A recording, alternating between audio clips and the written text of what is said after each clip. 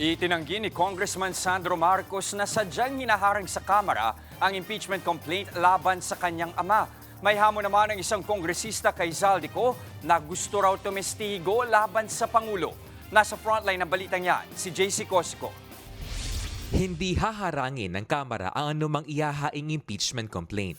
Yan ang tiniyak ni Presidential Son at House Majority Leader Congressman Sandro Marcos. Anya, tungkulin ng Kamara na aksyonan ang anumang reklamo laban sa impeachable officials, kahit pa ito ay laban sa kanyang ama na si Pangulong Bongbong Marcos. Ang dating kongresista at buganting si Zaldico handa raw tumestigo para mapa-impeach ang Pangulo. Ang sabi ni Congressman Zaldico, kung papayagan ako doon sa i-final ninyong impeachment to become a state witness, kahit nasa Zoom.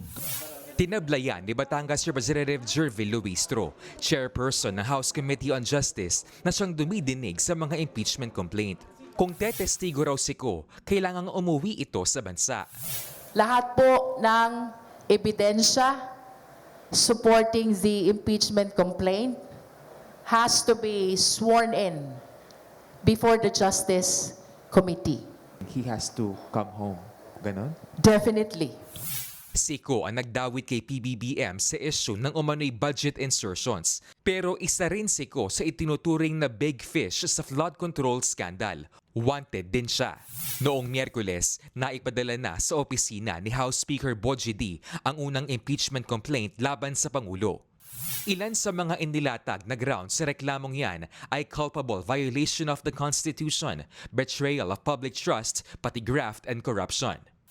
Nitong Huwebes, inihain naman ng Grupong Bayan ay ikalawang impeachment complaint laban kay PBBM, habang grupo naman ni na Defensora magsasampa ng ikatlong reklamo. Pero pareho yang hindi tinanggap ng Office of the Secretary General. Siyempong nasa abroad kasi si House Secretary General Cheloy Garafil para tumanggap ng award.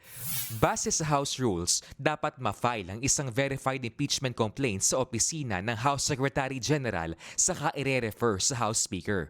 May 10 session days si Speaker D para isalang ang reklamo sa order of business sa plenaryo.